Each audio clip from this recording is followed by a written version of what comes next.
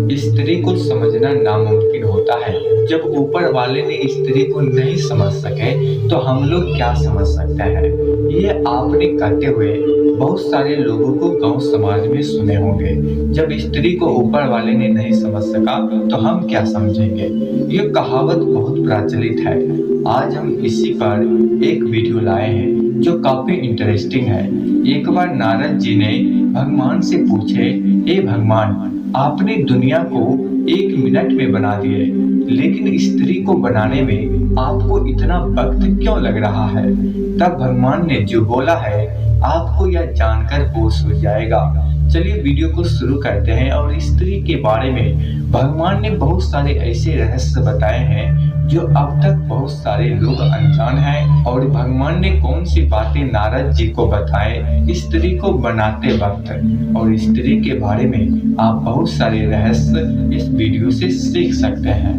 आपको यह जानकर बहुत आश्चर्य होगा कि जब स्त्री की रचना हो रही थी तो भगवान ने बहुत फुर्सत से इनकी रचना की थी। और रचना करते करते इतना वक्त लग गया कि देवता भी भगवान से सवाल करने लगे कि हे भगवान, आपको एक स्त्री की रचना में इतना समय क्यों लग रहा है। दरअसल भगवान जब नारी की रचना कर रहे थे तब उन्हें 7 दिन पूरे हो चुके थे और उसके बाद भी रचना चलती रही, लेकिन पूरी ना हो सकी। अभी यह अधूरी थी। ऐसे में देवदूत प्रश्न करने लगे और विवश हो गए कि क्या वजह है कि भगवान को इतना ज्यादा समय लग रहा है।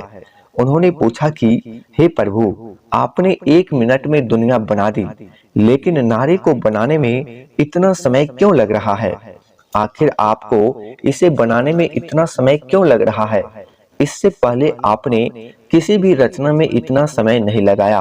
तब भगवान ने देवदूत को उत्तर दिया कि देवदूत, क्या तुमने इसके गुण देखे हैं जिसकी मैं रचना कर रहा हूँ। ये मेरी वह रचना है जो हर हालात में डटी रहती है। हालात चाहे कुछ भी हो, अच्छा हो या बुरा हो, कभी भी ये डगमगाती नहीं है। हमेशा हर परिस्थिति में संभाले रखती है। फिर स्थिति चाहे कैसी भी हो, कितनी भी भयानक क्यों ना हो, सबको खुश रखती है। इसमें इतने गुण है कि यह अपने परिवार और बच्चों को एक समान प्यार करती है। जिस नारी की रचना में इतना वक्त लग रहा है वह न केवल अपना ध्यान बल्कि बीमार रहने के बावजूद घंटों कार्य करने की क्षमता रखती है।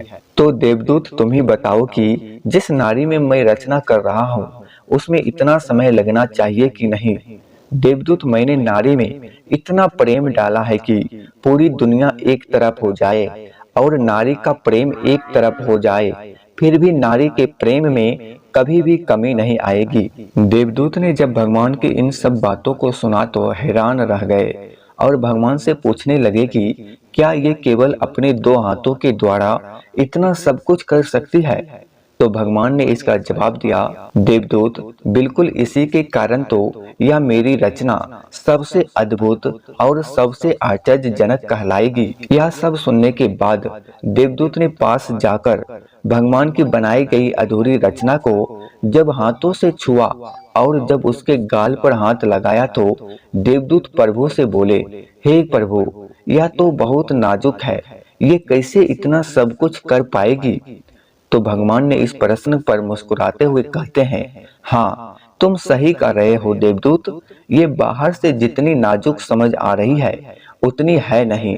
शरीर और स्वभाव नाजुक जरूर है पर अंदर से उतनी ही मजबूत है। तब भगवान कहते हैं देवदूत को, देवदूत, आपको जिस प्रकार से आश्चर्य हो रहा है उसी प्रकार से सबको होगा, लेकिन इस रचना में यही गुण है कि जितनी ज्यादा यह नाजुक है इससे ज्यादा नाजुक कोई रचना नहीं होगी, और यह उतनी ज्यादा मजबूत भी है, लेकिन अवसर आने पर जब जैसा होगा उसी में ढल जाएगी। अर्थात यह कोमल है, लेकिन इसे कमजोर समझने की गलती मत करना। यह जितनी कोमल दिखती है उतनी कमजोर है नहीं। देवदूत यह जानकर बहुत हैरान हो गए और वहां से चले गए। देवदूत ये सभी स्त्रियों के गुण के बारे में जानकर हैरान हो गए। तो दोस्तों, उम्मीद करते हैं आपको यह वीडियो अच्छा लगा होगा। स्त्री के बारे में आपने बहुत कुछ जान गए होंगे। हमेशा नई जानकारी के लिए आप मेरे चैनल को सब्सक्राइब जरूर कीजिएगा।